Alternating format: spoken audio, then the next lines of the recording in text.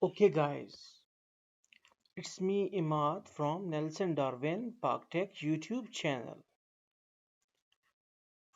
As the Raspberry Pi has launched its own Arduino-like microcontroller, which is just like the size of Arduino Nano,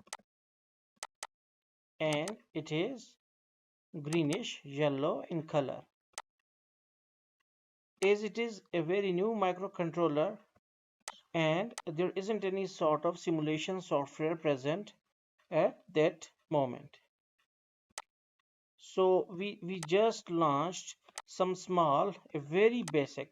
They are not complete like simulator, but very basic simulations for some tasks, for some specific tasks.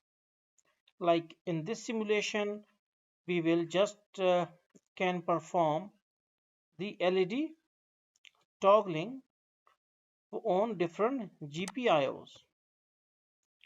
So here we can see that we have two buttons, one is for run code and one is for reset. And we have mentioned some GPIOs for this Pico, Raspberry Pico board. So the first GPIO is 28 general purpose, then 27, 22, 21, 20, 19, 18, 17 and 16. So we can put the basic code for LED toggling that in the second line. In the first line we are importing timer, that is the main timer library, and then we are declaring the pin number 15 as output pin, then initializing the timer, then we are giving some specific or built-in time delay, then we are toggling the LED like on to off and off to on. So we can do one thing, that as we just can declare GP28, that is pin number 28 is output. So just write here 28 and then we will run code. And here you can see that now LED is toggling on GB28. So in order to stop this, so we need to press the reset button. Okay, so quit.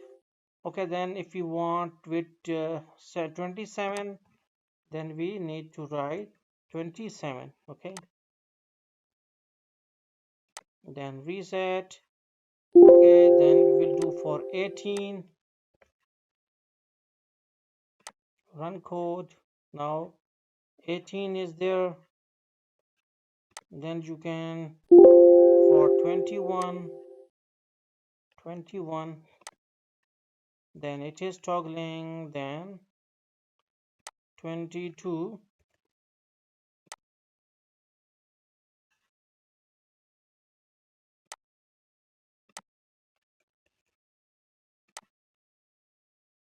okay, then press reset. Okay, so but one thing more, that you must have to write the same code here. If you will not write, or if there is some sort of problem, like if there is some sort of small problem, like if you move just this bracket, then if you want to run the code, it will give you error. It is not going to run. So you need to put the proper coding here and then you can run it. So hopefully this is a very basic version, like this is the first simulator. So in next video tutorial, I will add some more functions to this Pico simulator. So hopefully it will help you a bit for running your simulation. So thanks for visiting our channel.